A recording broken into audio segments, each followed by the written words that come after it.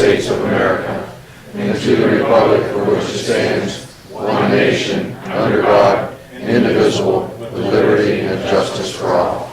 Roll call. Mr. Russell? Here. Mr. Vaughn? Here. Mr. Johnson? Here. Mr. Hall? Here. Mr. Timmons? Here. Mr. Billemagner? Here. Mr. De La Reta? Here. All members of council are here and accounted for. The purpose of this meeting is to bring forth legislation that will be considered by city council at a future date. With that, Mr. Dressel. No legislation this evening. Thank you, Mr. Dressel. Mrs. Hahn? No legislation. Thank you, Mrs. Hahn. Mr. Johnson? Yes, Your Honor. I have 4 ordinances to sunshine. The Powhatan Planning. The first is an ordinance creating the Cherry Avenue, North Forest Avenue, and Pico Street Neighborhood Conservation District. An ordinance creating the Country Club Hills Neighborhood Conservation District. An ordinance creating the Westwood Neighborhood Conservation District. And an ordinance creating the Bray Barton Neighborhood Conservation District. If these are enacted, they will bring to a total, I believe, of 8 districts in the city, with more on the way. Thank you, Your Honor. Thank you, Mr. Johnson, and just for the information, you will have the first hearing on April the 12th. The second hearing of the ordinance will be on the 26th on all of those. And there will be a public hearing on June 6, 2016, and then the regular meeting immediately following council will take action on that legislation. Thank you, Mr. Johnson. We'll move on to Mr. Paul. Yes, Your Honor. I have 2 under safety. The first would be an ordinance amending Chapter 557 of the Codified Ordinances of the City of Steubenville. And the second would be an ordinance creating Chapter 559 of the Codified Ordinances of the City of Steubenville. And that's it. Thank you, Mr. Paul. Thank you. Mr. Timmons. No legislation this evening. Thank you, Mr. Timmons. Mr. Billemagner. Yes, Mayor. Under council as a whole, I have a resolution proclaiming the week of April 11th through the 15th, 2016 as Catholic School Week. Thank you, Mr. Billemagner. Thank you. Mr. De La Reta.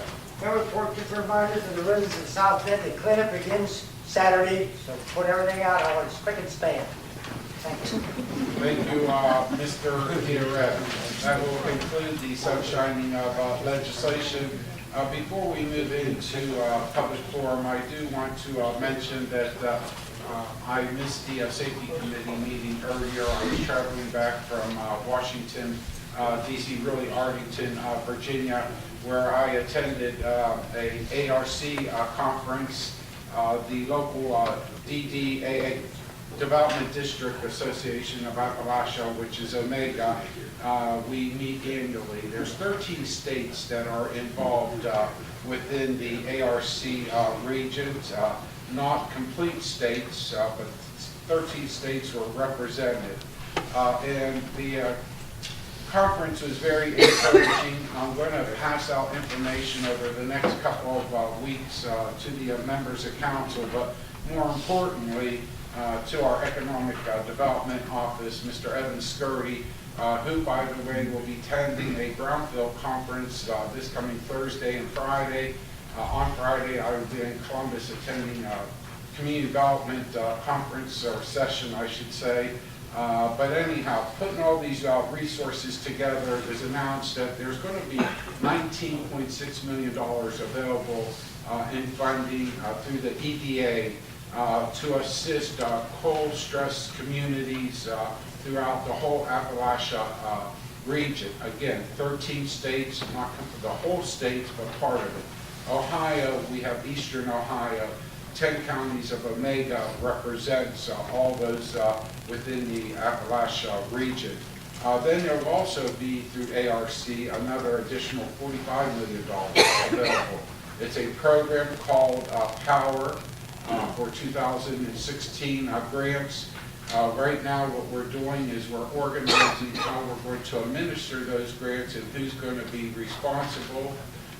We truly believe here in Ohio that we will use Jobs Ohio, the state economic APEG development individuals, I think some of us can recall Mr. Ed Newman's part of that organization. John Marinero is the director of unpaid. He was also in Washington and made a presentation to the group that was there. But it's very encouraging, so we look forward and keep an eye out for Power 2016. I'll be sitting down again with Evan Scurry and also Mike Pepperocki with BHJ and mapping out a strategy for a very strong application for some areas where we can use U.S. EPA dollars, do phase 1 and 2 environmental studies on some brownfield sites, along with the power dollars to actually do some economic opportunities, and hopefully we can target the areas along the riverfront that seems to be prime areas for development and the distress area. Also, there'll be funding available for coal-firing plants that generate energy, and you know that we have 2 of those in Jefferson County. So it's encouraging news coming out of Washington. The conference was definitely worth attending. I just got back, so once I get my thoughts together and all my notes together, we'll make a formal presentation. And I had the honors of talking to Mr. Bill Langna a couple of times when I was in Washington on a couple other matters. But with that, is there anyone wishing to speak to City Council on city business? Please come forward and state your name and address. If not, Mr. Parker. Yes, Your Honor. Yes.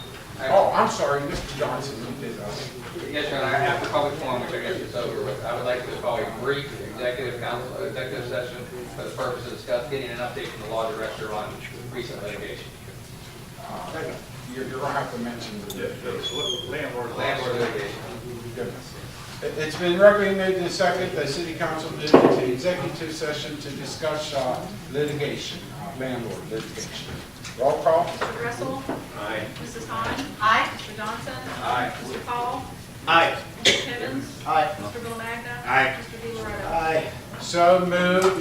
Motion carried. We will not move out of session, but I will ask the chambers to be clear so we can move into executive session. Thank you.